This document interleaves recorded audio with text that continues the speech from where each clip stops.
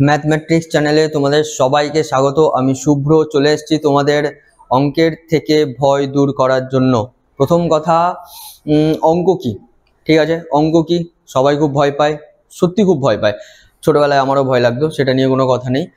অঙ্ক শিখতে গেলে অঙ্ককে আগে অনুভব করতে হবে, সেটাই কেউ অনুভব করতে পারে না, তাই অঙ্কের দিকে ভয় বেড়েই চলে।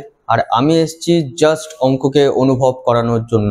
ওকে, আজকে একটা খুব ইন্টারেস্টিং টপিক আলোচনা করব, যেটা ক্লাস 10-এ আছে এবং খুব ইম্পর্টেন্ট। সেটা হচ্ছে লম্ব বৃত্তাকার চোঙ। আচ্ছা, লম্ব বৃত্তাকার চোঙ এটা বলার সাথে সাথে মাথার মধ্যে কি কোনো ছবি আসছে তোমাদের? ছবি যদি না এসে থাকে তাহলে আমি একটা উদাহরণ দিই। দেখো, আমরা সবাই পাইপ দেখেছি, ঠিক কিনা বলো? পাইপ দেখেছি, ইয়েস অর নো? দেখেছি তো। তাহলে যে পাইপটা দেখছি ওটাই হলো লম্ব বৃত্তাকার চোঙের একদম প্রকৃত উদাহরণ। ঠিক আছে, আর অন্য কিচ্ছু ছবি মাথায় আনতে হবে না। হ্যাঁ, আমি মডেল আনিনি তোমাদের কাছে, এই দেখো এটা পাইপ বলে তোমাদের দেখাচ্ছি না। আমি চাইও না এরকম দেখাতে, তার কারণ কেন বলো তো? মডেল সবাই আনে, অন্যান্য স্যারেরাও আনেন, ইটস ওকে, বাট আমি চাই না ওরকম আমিও আনি। আমি চাই আমি বলার সাথে সাথে তোমার মাথার মধ্যে মডেলটা তৈরি হোক আস্তে আস্তে। আমি চাই আমার বোঝানোর সাথে সাথে তোমার সামনে এই পাইপটা চলে আসুক, মানে তুমি ভিজুয়ালাইজ করতে পারছো পাইপটাকে সামনে। ঠিক আছে, যাই হোক, চলো শুরু করি। আচ্ছা, প্রথম কথা, লম্ব বৃত্তাকার চোঙ এটার একটা বাস্তব উদাহরণ, বা যেটা আমরা প্রকৃতিতে কার সঙ্গে রিলেট করতে পারবো, সেটা হচ্ছে পাইপ।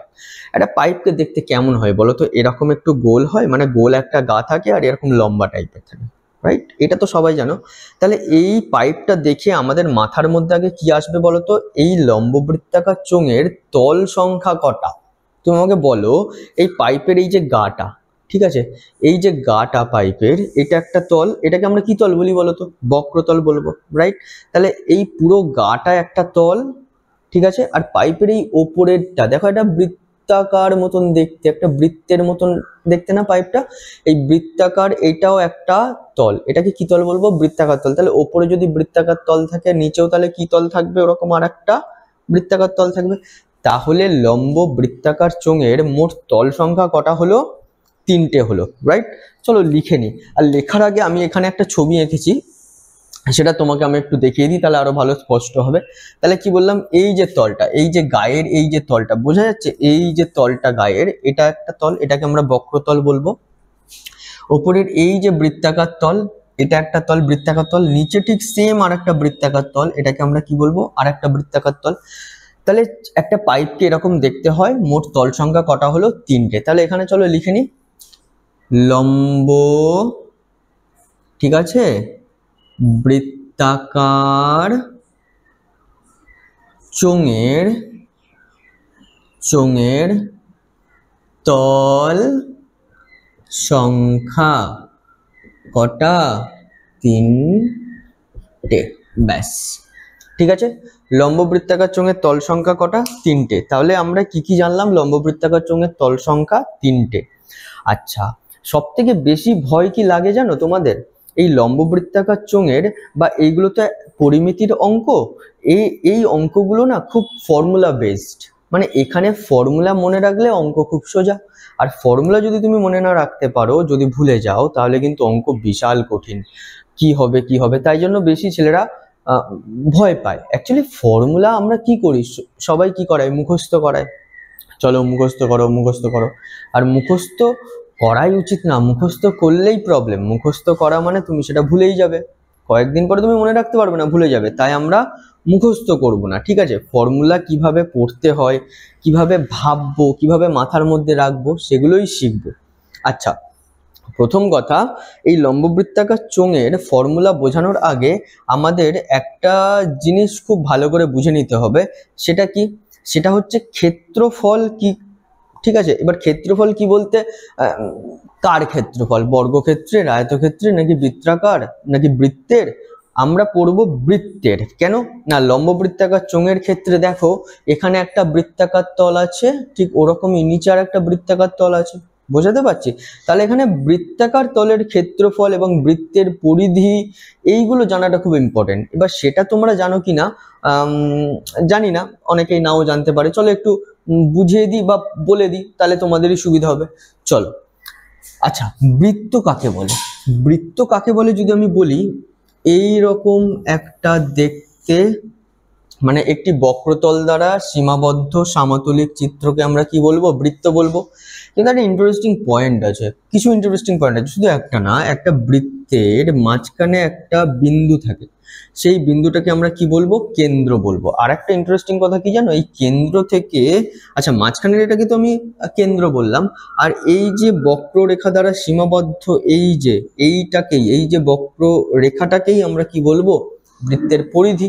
আচ্ছা, আর একটা ইন্টারেস্টিং কথা হলো, এই কেন্দ্র থেকে বৃত্তের পরিধি পর্যন্ত সমস্ত দূরত্ব, প্রথম কথা, সমান হবে। মানে এখান থেকে এইটার যা দূরত্ব, এখান থেকে এইটারও তাই দূরত্ব, এখান থেকে এইটারও তাই দূরত্ব, মানে এখান থেকে এই রেখাটার যা মান হবে, এখান থেকে এই রেখাটার মানও একই হবে। ঠিক আছে? তাহলে কেন্দ্র থেকে পরিধি পর্যন্ত যে দূরত্বটা, সেই দূরত্ব প্রত্যেকটা জায়গায় সমান হবে, এবং কেন্দ্র থেকে পরিধি পর্যন্ত দূরত্বকে আমরা কি বলি? বৃত্তের ব্যাসার্ধ। তাহলে এটাকে কি বললাম? এটাকে বললাম কেন্দ্র, এই বক্ররেখাটাকে কি বললাম? পরিধি। ঠিক আছে? আর কেন্দ্র থেকে পরিধি পর্যন্ত যে দূরত্ব, সেটা সব জায়গায়, তুমি কেন্দ্র থেকে যে কোনো পরিধি পর্যন্ত দূরত্ব টানো, সেই প্রত্যেকটা দূরত্বের মান একই হবে, এবং সেই দূরত্বকে আমরা কি বলবো? ব্যাসার্ধ। ঠিক আছে? আচ্ছা, ব্যাসার্ধকে আমরা অঙ্কেতে ছোট হাতের আর দিয়ে বোঝাই। কেন না? ব্যাসার্ধের ইংরেজি হচ্ছে রেডিয়াস, দ্যাটস ওয়াই রেডিয়াস থেকে আমরা আর নিয়েছি। ঠিক আছে? আচ্ছা, এবারে ব্যাসার্ধ, এই কেন্দ্র থেকে পরিধি পর্যন্ত দূরত্বকে ব্যাসার্ধ বলে। আর একটা ব্যাস, ব্যাস মানে ধরো পরিধি থেকে কোনো একটা রেখা তো উৎপন্ন হয়ে কেন্দ্রকে ক্রস করে অন্য পরিধির অন্য প্রান্তে গিয়ে টাচ করলো। কি বললাম? একটা রেখা পরিধি থেকে উৎপন্ন হয়ে কেন্দ্রকে ক্রস করে পরিধির অপর প্রান্তে এসে টাচ করলো, এই পুরোটাকেই আমরা কি বলবো? এই বৃত্তের ব্যাস। এই বৃত্তের কি বলবো? এইটাকে আমরা কি বলবো? ব্যাস। ঠিক আছে? এই বৃত্তের কি বলবো? সরি, এটা একটু ভালো করে লিখে দিই, এটাকে আমরা কি বলবো? ব্যাস। আচ্ছা, ব্যাসকে আমরা কি বলবো? ব্যাসের ইংরেজি হচ্ছে ডায়ামিটার, তাই এটাকে আমরা ছোট হাতের ডি দিয়েও প্রকাশ করতে পারি। আর একটা ইন্টারেস্টিং ঘটনা যেটা, সেটা হচ্ছে এই বৃত্ত সংক্রান্ত সবকিছু, মানে খুঁটিনাটি যেগুলো জানা দরকার সেগুলো জানলাম, যে কোনটা কেন্দ্র বলে, কোনটাকে পরিধি বলে, কোনটা ব্যাসার্ধ, কোনটা ব্যাস, সবই জানলাম। এবারে জানতে হবে ক্ষেত্রফল কি। ক্ষেত্রফল মানে হলো এই বৃত্তের মধ্যে কতটা জায়গা আছে, সেই জায়গাটাকেই বলা হয় বৃত্তের ক্ষেত্রফল। এই বৃত্তের ক্ষেত্রফল মানে এই বৃত্তের পরিধির মধ্যে থাকা জায়গাটাকেই আমরা কি বলবো? এই বৃত্তের ক্ষেত্রফল। এবার এই ক্ষেত্রফল বার করার ফর্মুলা কি? বৃত্তের ক্ষেত্রফল বার করার ফর্মুলা হচ্ছে পাই আর স্কয়ার। এটা কার? না ক্ষেত্রফল। দেখতে পাচ্ছ তো? ক্ষেত্রফল। তাহলে বৃত্তের ক্ষেত্রফলের সূত্র কি বার হলো? পাই আর স্কয়ার। ঠিক আছে? আর পরিধির সূত্র কি? পরিধি বার করার সূত্র 2 পাই আর। মানে এই পরিধির ফর্মুলা কি? বৃত্তের পরিধির ফর্মুলা 2 পাই আর। এটা অনেক ছোট থেকেই আমরা পড়ে আসছি, তাই অত ডিটেলসে বোঝালাম না। তবে যতটুকু বুঝিয়েছি আশা করি তোমাদের মনে পড়ে গেছে, ভুলে গেলেও আশা করি মনে পড়ে গেছে। এইটা আমাদের খুব বেসিক একটা জিনিস। এইটা, তারপরে এইটা, মানে পরিধির সূত্র, ক্ষেত্রফলের সূত্র, এগুলো জানাটা খুব ইম্পর্টেন্ট। না হলে আমরা লম্ববৃত্তাকার চোঙের যখন সূত্র পড়বো তখন আমাদের খুব প্রবলেম হবে। আশা করি তোমরা এগুলো সব টুকে নিয়েছো। ঠিক আছে? আমি মুছে দিই। ওকে, চলো মুছে দিলাম। হ্যাঁ, আচ্ছা, এবারে যেটা বলছিলাম, আমরা তো জেনে গেলাম যে বৃত্তের পরিধির সূত্র 2 পাই আর, বৃত্তের তারপরে ক্ষেত্রফলের সূত্র পাই আর স্কয়ার, এগুলো তো সব জেনে গেছি, তাহলে আর কোনো অসুবিধা নেই আমাদের। এবার কথা হলো যে আসল যে চ্যাপ্টারটা আমরা শুরু করছি সেটা হচ্ছে লম্ব বৃত্তাকার চোঙ। তাহলে লম্ব বৃত্তাকার চোঙের কটা সূত্র জানতে হবে, বা যে যে সূত্রগুলো জানলে আমরা বেশিরভাগ অঙ্কই সব করে ফেলতে পারবো, সেরকম যদি দেখো তোমরা দেখবে মোট 3টে সূত্র জানলেই আপাতত তোমাদের লম্ব বৃত্তাকার চোঙের অনেকটা পার্ট কমপ্লিট হয়ে যাবে। এবং তারপরেও কিছু আছে, বাট এই 3টে মেইন সূত্র, বেসিক সূত্র, যেটা জানাটা খুব দরকার।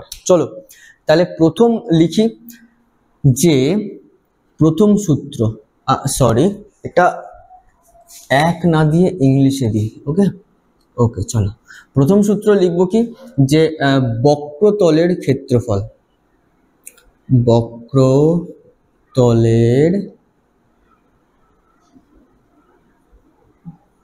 ক্ষেত্রফল।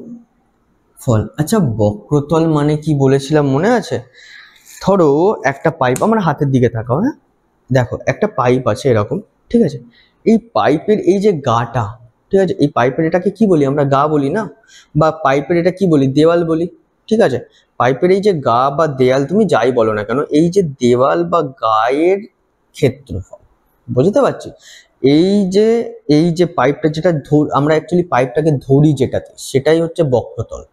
ওর ক্ষেত্রফল মানে ওইখানটায় কতটা জায়গা আছে সেটাই বার করতে বলেছে। সব থেকে বড় কথা এটার সূত্র আছে, খুবই ভালো কথা, কিন্তু সূত্র কিভাবে মনে রাখবো? চলো দেখো, আমরা কি বললাম, এটা তো বক্রতল, এর নিচে যে তলটা আছে সেটা কি? বৃত্তাকার তল। ওপরে যে তলটা আছে সেটাও কি? বৃত্তাকার তল। বোঝা গেল? তাহলে দেখো, এই যে বক্রতলটা আছে, এই বক্রতলের যে দেওয়ালটা, পাইপের যে দেওয়ালটা উঠেছে, কার উপর থেকে উঠেছে? এই যে নিচে যে পরিধি আছে না বৃত্তাকার তলের, সেই পরিধি বরাবর দেখো এই পাইপের দেওয়াল বলো বা গা বলো, মানে যেটা আমরা ধরছি, পাইপটাকে ধরছি, যেটা দিয়ে পাইপটাকে ধরি, সেই দেওয়ালটা উঠেছে বা গা উঠেছে, পাইপের এই যে গাটা উঠেছে, এই নিচের এই বৃত্তাকার যে পরিধি আছে সেই পরিধির ওপরে বেস করে উঠেছে, ঠিক আছে? তাহলে এবারে এখানে তাহলে কেন আমি বৃত্তের পরিধির সূত্রটা একবার পড়িয়ে দিলাম, বুঝতে পারছো? তাহলে এখানে ইম্পর্টেন্টটা কি? বৃত্তের পরিধির ফর্মুলাটা জানা। তাহলে এখানে বৃত্তের পরিধির ফর্মুলা কি? আগে লিখবো 2πr। এটা কিসের ফর্মুলা হলো? বৃত্তের পরিধি। কেন না, ওই নিচে যে বৃত্তাকার তল আছে সেই বৃত্তাকার তলের পরিধি বরাবর এই পাইপের দেওয়ালটা উঠেছে, বোঝাতে পারছি? এবারে ইম্পর্টেন্ট হচ্ছে কতটা উঁচুতে উঠেছে, মানে পাইপটা কতটা হাইট, কতটা উচ্চতা। এই যে এখানে এই যে পরিধি, এই পরিধি বরাবর এই দেওয়ালটা উঠেছে, ঠিক আছে? এবারে দেখো, এই যে উঠেছে কিন্তু কতটা উচ্চতা, এটা কি? উচ্চতা। এটাও কি? পাইপের উচ্চতা। তাহলে এই উচ্চতাটাকে আমরা কি বলবো? এইচ দিয়ে ডিনোট করতে পারি। হাইট কি দিয়ে ডিনোট করবো? এইচ দিয়ে ডিনোট করতে পারি। তাহলে বক্রতলের ক্ষেত্রফল কি বার হলো? এই যে বৃত্তাকার যে তলটা, তার পরিধি বরাবর এই দেওয়ালটা উঠেছে, তাই জন্য আমরা লিখলাম 2πr। এবং কতটা উঁচুতে উঠেছে, তাই জন্য কি লিখবো? গুণ বা ইনটু এইচ। তাহলে এটাকে আমরা কি লিখতে পারি? এটাকে আমরা লিখতে পারি 2πrh। কিন্তু একক কি হবে? ক্ষেত্রফল মানেই চলে আসবে বর্গ একক। বোঝাতে পারলাম? তাহলে বক্রতলের ক্ষেত্রফল কি হবে? 2πrh বর্গ একক। আশা করি বুঝতে পেরেছো। এই একটা সূত্র গেল।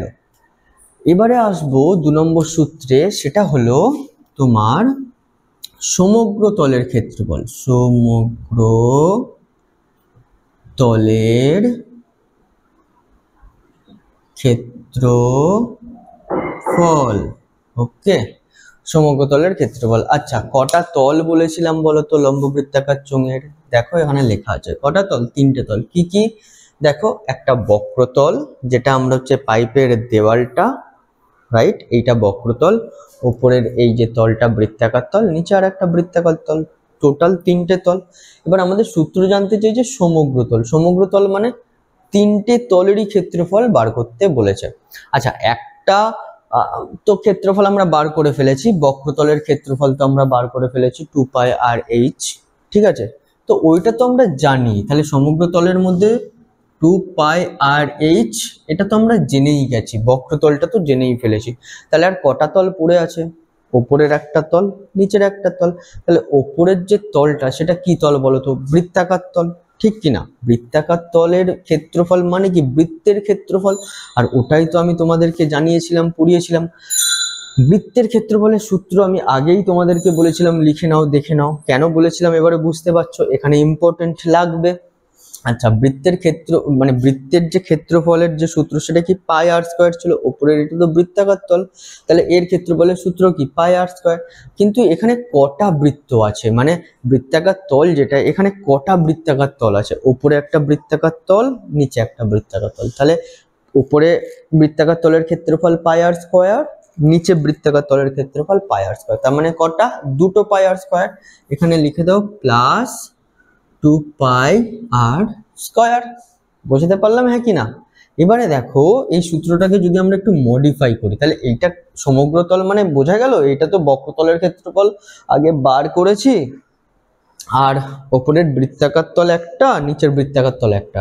তাহলে এই বৃত্তের ক্ষেত্রফল পাই আর স্কয়ার, নিচেরটাও পাই আর স্কয়ার, তাই জন্য 2 পাই আর স্কয়ার। বুঝতে পারলাম?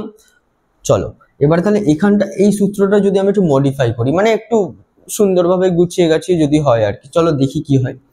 দেখো কমন নেওয়া যাবে, এখানে দেখো 2 আছে, রাইট? এখানেও 2 আছে, এখানেও পাই আছে, এখানেও পাই আছে। এখানে দেখো একটা আর আছে, এখানে দেখো দুটো আর আছে। তাহলে এখান থেকে আমি বার কি করতে পারবো? বার করতে পারবো 2 পাই একটা আর। কমন নেওয়া মানে অ্যাকচুয়ালি ম্যাথামেটিক্যালি তুমি যদি বলো কমন নেওয়া কি, কমন নেওয়া মানে হচ্ছে ভাগ করা, ঠিক আছে? আর আমি এমনি বোঝার সুবিধার জন্য বলি কমন নেওয়া মানে টেনে বার করে নেওয়া। এর মধ্যে যেটা আছে সেটাকে টেনে বার করে নাও। দেখো 2 পাই আর, এখান থেকে আমি যদি 2 পাই আরটা টেনে বার করে নিই, তাহলে ভেতরে কি পড়ে থাকবে? এইচ পড়ে থাকবে। বোঝাতে পারলাম? এখানে প্লাসটা প্লাস দাও, এখানে দেখো 2 বার হয়ে গেল, পাই বার হয়ে গেল। এখানে দুটো আর স্কয়ার মানে কি?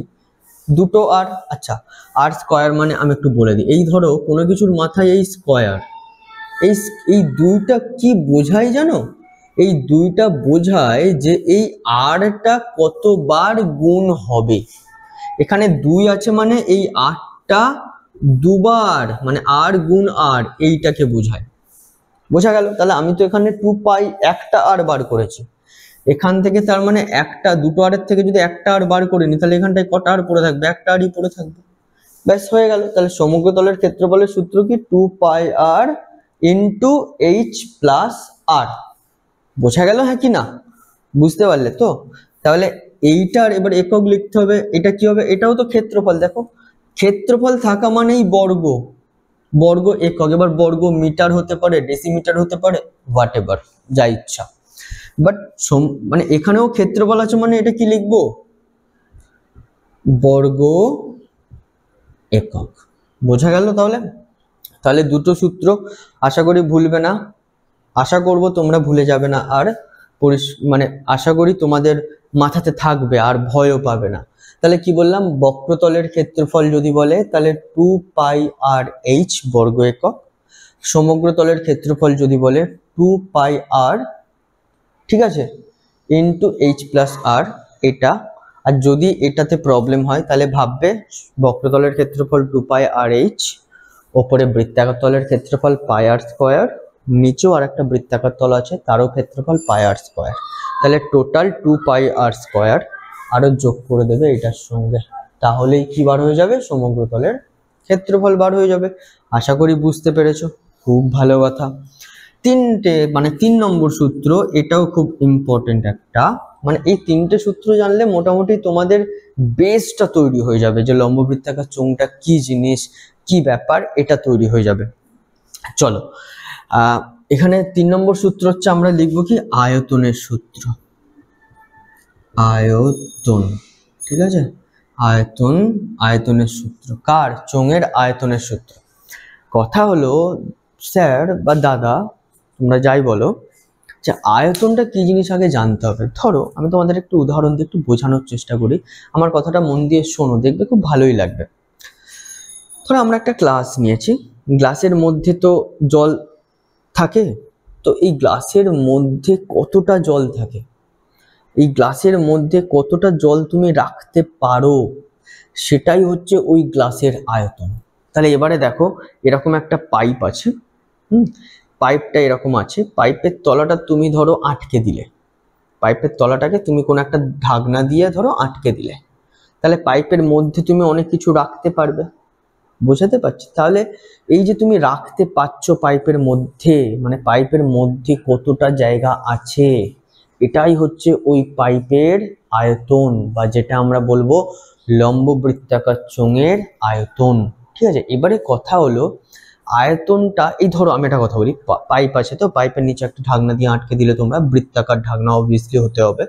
আচ্ছা, এই তুমি যখন কোনো কিছু রাখবে এই পাইপের মধ্যে, এই যে ঢাকনাটা আছে সেই ঢাকনাটার ওপরেই রাখবে, মানে এই যে বৃত্তটা আছে তার ক্ষেত্রফলের ওপরে ওপরে বেস করে রাখবে তুমি, এই যে ক্ষেত্রফলটা আছে না, এই ক্ষেত্রফলের ওপরে তুমি কি করবে, বেস করে রাখবে। ঠিক আছে, তার মানে এখানেও বৃত্তের ক্ষেত্রফল জানাটা খুব ইম্পর্টেন্ট। কেন না, তুমি যখন কোনো কিছু রাখবে নিশ্চয়ই বৃত্তের পরিধি বরাবর তো আর রাখবে না, বৃত্তের ক্ষেত্রফলের ওপরে, মানে কতটা জায়গা আছে সেই জায়গার ওপরে বেস করে রাখবে। তাহলে এখানে আয়তনের সূত্র বার করতে গেলে কি জানতে হবে আমাকে, বৃত্তের ক্ষেত্রফল জানতে হবে। আর বৃত্তের ক্ষেত্রফলের সূত্র কি, পাই আর স্কয়ার। বোঝা গেল? এবার আমি তোমাকে একটা কথা বলি না, যে এই বৃত্তের ক্ষেত্রফল তো জানলাম কতটা, মানে কতটার ওপরে আমরা রাখবো, কিন্তু কতটা উঁচু করে রাখবো, মানে পাইপটা ধরো এরকম আছে, এরকম উঁচু, তাহলে এর মধ্যে কোন একটা জিনিস লাগলাম, সেটা এই ক্ষেত্রফলটা জুড়ে রইলো এবং কতটা উঁচুতে আমরা রাখতে পারছি সেটাই হচ্ছে ওই পাইপের মধ্যে থাকা আয়তন। তাহলে এখানে হাইটটাও ইম্পর্টেন্ট, তাহলে এর সঙ্গে কি হবে, মাল্টিপ্লাই এইচ বা গুণ এইচ। ঠিক আছে, তাহলে কি হবে এখানটায়, এটাকে আমরা কি লিখতে পারবো, পাই আর স্কয়ার এইচ, এটা হচ্ছে ঘন একক। যখনই কারোর আয়তন বলবে না, তোমাদের এককটা হবে ঘন একক, এটা মাথায় রাখবে। ক্ষেত্রফল বললে হয়ে যাবে বর্গ একক, আর আয়তন বললে হয়ে যাবে ঘন একক। আশা করি বুঝতে পেরেছো, আশা করব তোমরা বুঝতে পেরেছো, খুব ভালো লাগলো। তাহলে 1 2 3 এই তিনটে মেইন সূত্র, ঠিক আছে, এই তিনটে সূত্র জানা থাকলে তোমাদের লম্ববৃত্তাকার চোঙ আটকানোর কথা নয়, বা আটকাবেও না। আশা করি সূত্র মনে রাখতে কোনো অসুবিধা হবে না। চলো আরেকবার আমরা সূত্রগুলো একটু বুঝে নিই।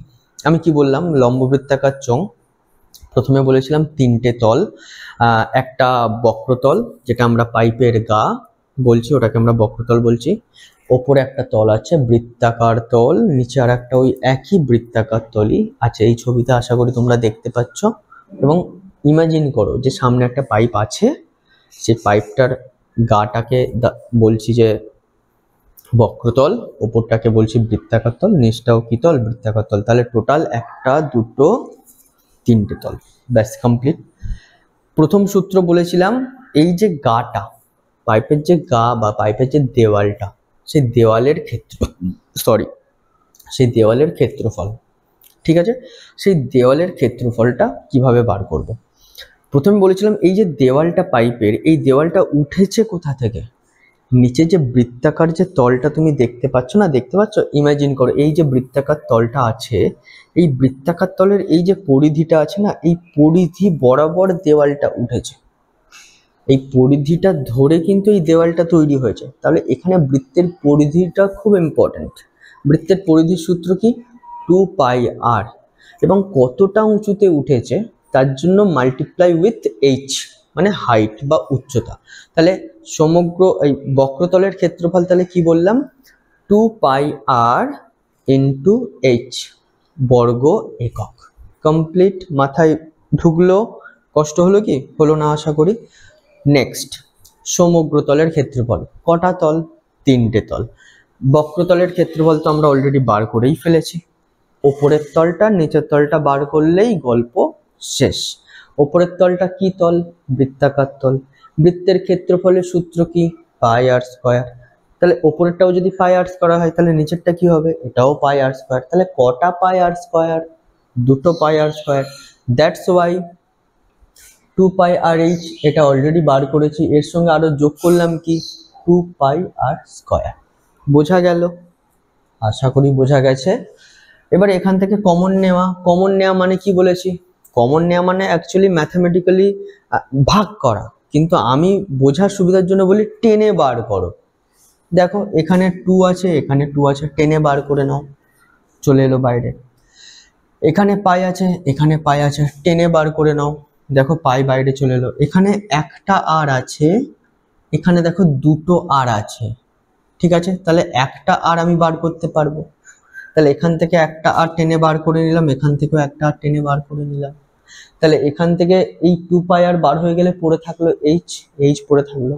এই প্লাস বসিয়ে দিলাম, এখানে দুটো আর ছিল, একটা আর বার করে নিয়েছি, তাহলে কটা আর পড়ে থাকবে, আর একটা আর পড়ে থাকবে। তাহলে এটা কার সূত্র হলো? সমগ্রতলের ক্ষেত্রফলের সূত্র, 2 পাই আর ফার্স্ট ব্র্যাকেটের মধ্যে এইচ প্লাস আর বর্গ একক। ইউনিট দেওয়াটা কিন্তু খুব ইম্পর্টেন্ট, এটা ভুললে চলবে না।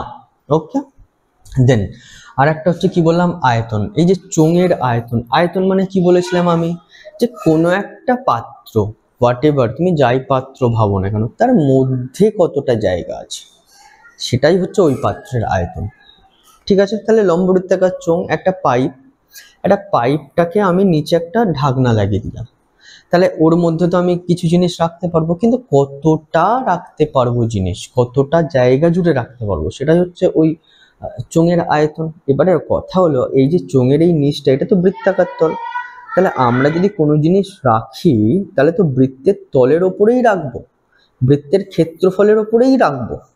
তাহলে এখানে ক্ষেত্রফল জানাটা খুব ইম্পর্টেন্ট বৃত্তের। তাহলে কি, পাই আর স্কয়ার বৃত্তের ক্ষেত্রফল, এটা তো জানলাম, বৃত্তের ক্ষেত্রফল জুড়ে রাখলাম, এবং কতটা হাইট করে রাখতে পারবো, তার মানেই তো ওর মধ্যে কতটা জায়গা আছে তবে না পাবো। তাহলে বৃত্তের ক্ষেত্রফল পাই আর স্কয়ার, এবং কতটা হাইট করে রাখতে পারবো, তাহলে কি দরকার, এখানে উচ্চতা দরকার, এইচ।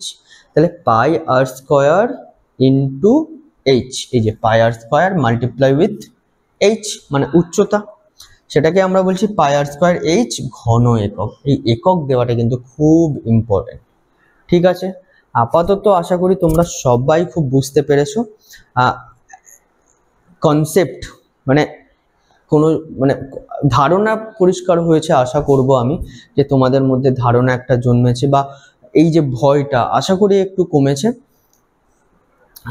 তোমাদের ভালো লাগলে অবশ্যই লাইক, শেয়ার অ্যান্ড সাবস্ক্রাইব করবে আমার এই চ্যানেলটাকে, এবং সবার কাছে শেয়ার করে দিও প্লিজ। আর এর পরের দিন, এটা ইন্ট্রোডাকশন ক্লাস গেল, এর পরের দিন আমরা ডাইরেক্ট কোষে দেখি 8, ওখান থেকে পুরো 1 থেকে শুরু করে 18টা পর্যন্ত অঙ্ক, মানে 18 অঙ্ক পর্যন্ত করব অবশ্যই, এবং 19-এর দাগে যে এমসিকিউ গুলো আছে সেগুলো সব করব। আমার কাছে বই আছে, তোমরা অবশ্যই আমার ক্লাস অ্যাটেন্ড করার সময় বই এবং খাতা এবং পেন দুটো নিয়ে বসবে। আমি যখন বোঝাবো, করব অঙ্কটা বোর্ডে, তোমরা আমার সাথে বুঝবে, করবে, তবেই ভালো লাগবে। শুধু এমনি বসে শুনলে কিন্তু ভালো লাগবে না। চলো আজকে এই পর্যন্ত, টাটা, বাই।